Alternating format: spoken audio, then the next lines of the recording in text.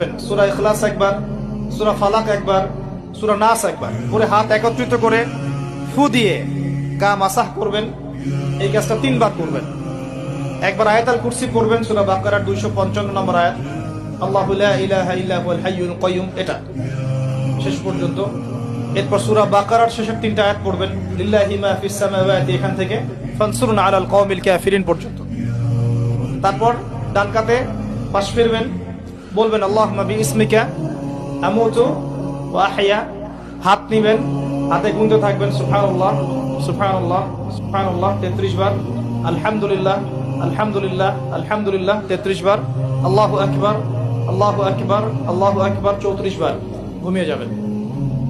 এখন যদি আপনি 6 ঘন্টা ঘুমান, আপনি নবী সাল্লাল্লাহু আলাইহি ওয়াসাল্লামের সুন্নত অনুযায়ী ঘুমিয়েছেন, প্রত্যেক ঘন্টা ঘুমানোর জন্য আল্লাহ আপনাকে নেকি দিবে ইনশাআল্লাহ। এমনি ঘুমালে নেকি হতো না, রেস্ট নেওয়া হতো।